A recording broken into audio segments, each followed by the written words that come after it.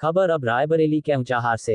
सोमवार को ऊंचाहार ब्लॉक में ग्राम सभा पट्टी रहस कैथवल के सैकड़ों मनरेगा मजदूरों व ग्रामीणों ने ग्राम सभा में पक्के कार्य की स्वीकृति न मिलने और पुराने कार्यों का भुगतान न करने का खंड विकास अधिकारी ऊंचाहार पर लगाया आरोप। गुस्साए ग्रामीणों ने किया खंड विकास अधिकारी कार्यालय का घेराव की जमकर नारेबाजी। ग्राम प्रधान प्रतिनिधि अनुज उपाध्याय के अगुवाई में हुआ धरना प्रदर्शन। रायबरेली ऊंचाहार से सागर तिवारी की रिपोर्ट। क्या मामला है? मामला ये है कि पिछले साल मेरी माता जी प्रधान थी और हम लोगों ने जो मनरेगा में काम करवाया था तो करीब 10 से 11 लाख रुपए हमारा भुगतान बाकी था और हमारे साथ साथ ऊंचाहार विकासखंड की कई ग्राम पंचायतों का भुगतान बाकी था। मैंने वीडियो साहब से अनुरोध किया, धरना दिया, आप लोग जानकारी में है भी कि अगर आप हमारा भुगतान मत करिए तो अन्य ग्राम पंचायतों को भुगतान करिए। और ये बड़ी खुशी की बात है कि हमारा नहीं किया और अन्य ग्राम पंचायतों में कई ग्राम पंचायतें जो आज भी भुगतान है तो शेष हैं, लेकिन कुछ ग्राम पंचायतों का किया, यानी उस लड़ाई का थोड़ा बहुत असर मिला। लगा कि 63 लाख रुपए का पक्के कामों का भुगतान हुआ। उसके बाद लगातार हम वीडियो साहब से कहते हैं कि जो पुराने प्रधान हैं बेचारे, उनसे फर्म वाले परेशान करते हैं, उनसे पैसा मांगते हैं और आप उनका भुगतान कर दीजिए, आप हमारा पहले न करके उनका ही कर दीजिए।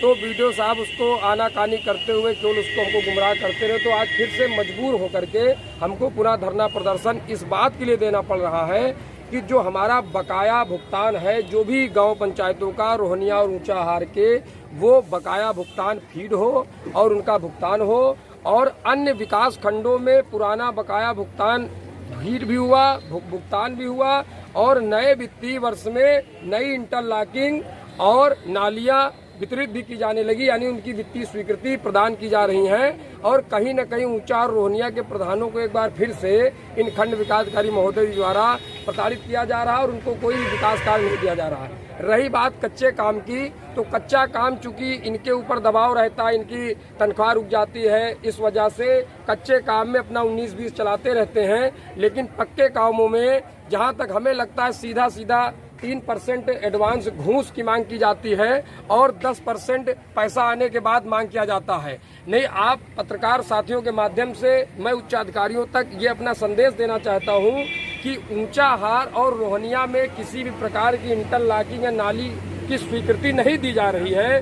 वहीं जगतपुर है, चाहे जिंगना हो, हेबतवा नेवड़िया हो, सलवन के कई ग्राम पंचायतें, महाराजगंज है, राही है, अमावा है, वहाँ किस नियम से और किन नियमों के अंतर्गत मनरेगा का पूरा एक्ट वहाँ के लिए बदल जाता है या धारा उपधारा बदल जाती है, ये बहुत बड़ा सवाल है। चूंकि जो हमारा रेशियो होता है वो रायबरेली जनपद स्तर पर मेंटेन होता है।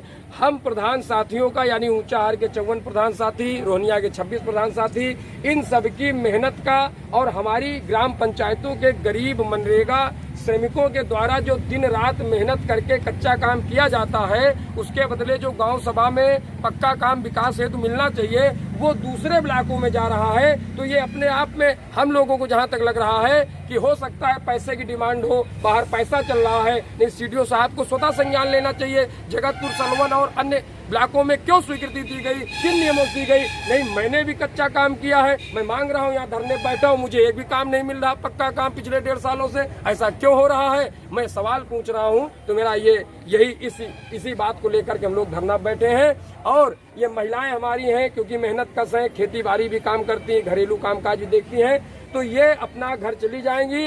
लेकिन मैं अनवरत यहाँ तब तक बैठा रहूंगा जब तक ऊंचाहार की 53 ग्राम पंचायतों के बकाये बिल भले ही भुगतान न हो, उनकी फीडिंग नहीं हो जाती है। रोहनिया के सभी ग्राम पंचायतों के बकाये बिल की फीडिंग, पक्के बिल की फीडिंग नहीं हो जाती है और नई वित्तीय स्वीकृति हमें न दें, लेकिन ग्राम पंचायत अन्य जो है, जो ऊंचाहार ब्लॉक की 53 ग्राम पंचायतें, रोहनिया 26 है, वहाँ इंटरलॉकिंग नाली स्वीकृति नहीं दी जाए। और यदि यहाँ इन 2 ब्लॉकों में न दी जाए तो वो स्वीकृति बाकी के 16 ब्लॉकों में भी न दी जाए, केवल कच्चा काम वहाँ भी चले, तब हम लोग धरना नहीं देंगे। नहीं, अनवरत मेरा धरना चालू रहेगा।